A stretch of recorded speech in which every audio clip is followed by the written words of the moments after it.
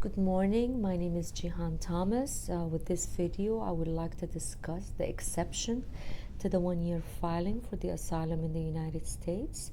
As we all know, the established rule is that your asylum application must be received within 1 year of your entry to the United States. So, the question is, are you barred from seeking asylum if you pass the 1 year?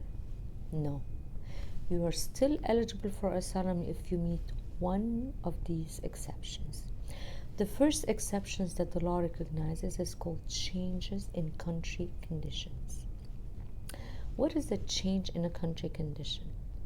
Let's say you are somebody from an ethnic Chinese ethnicity from Indonesia, and there were riots against the ethnic Chinese, and they were attacked and they were killed, and you're currently in the United States and you've been living here for 5-6 years. I think these grounds of changes in the country conditions could be sufficient to establish or warrant a waiver of the 1 year if you show that you're an ethnic Chinese, and if you go back based on the movement in your country or the targeting of people who are similarly situated, that your life is in danger. So this is one of the first exceptions. The second exception for the law is it changes in your own circumstances. What is the changes in your own circumstances? Let's say you became politically active, and you're politically active with a group that is in opposition to the government that you are from the country that you were in. Okay, for sure, if you're active and if you return back to your home country, your government can stop you, and then possibly if you show human rights abuses in your home country for being opposing the government, then you could be in trouble. That could be a ground.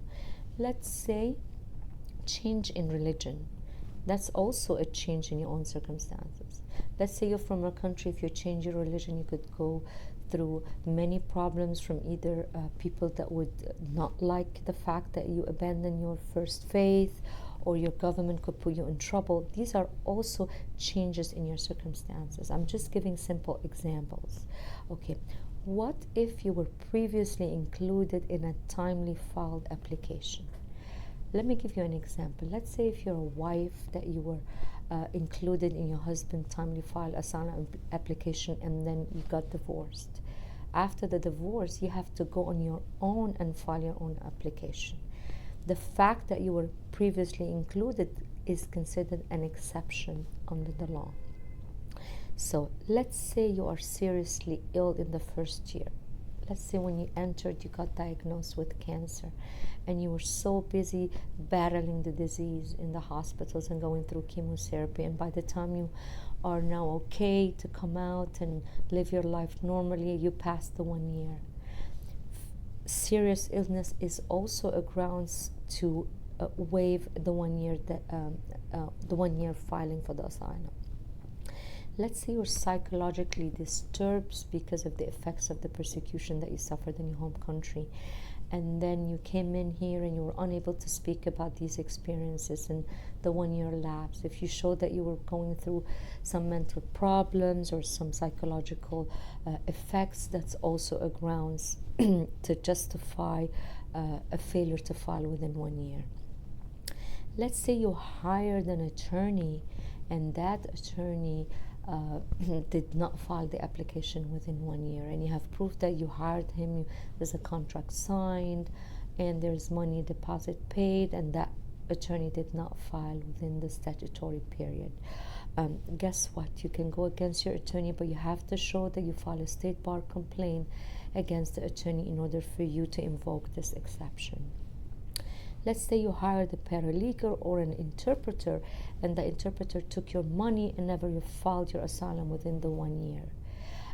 The law has also found that that could also constitute an excuse to waive the untimely filing of your asylum application. Let's say you came into the United States on a certain type of visa, like a student visa, an E2 visa, and an H1 visa, or even you were granted TPS and you maintained status, and then 3-4 years later you came in and decided to seek asylum. The maintenance of status alone could also constitute a waiver for the 1 year filing. Let's say you filed your application just on the last week, and by the time it reached the USCIS, they rejected it for any reason, and it came back to you. If you show that you took the application, refile it again with the USCIS within a reasonable time, that also could be an exception, and you can invoke it to excuse the untimely filing. Let's say you're an unaccompanied minor that entered the United States, which we call a legal disability. You could also invoke that as an exception to the 1 year. Now I've discussed all these exceptions. The law also requires you, in addition to these exceptions, to show that you have filed your application within a reasonable time of these either change country condition or these exceptions. The law says 6 to 7 months would constitute a reasonable time.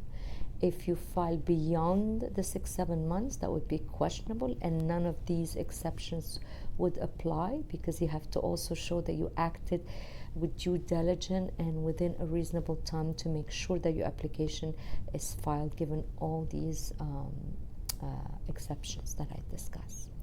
And I wish everybody the best, and I wish everybody success in all the petitions, and with more videos to discuss more issues in immigration law. Thank you so much.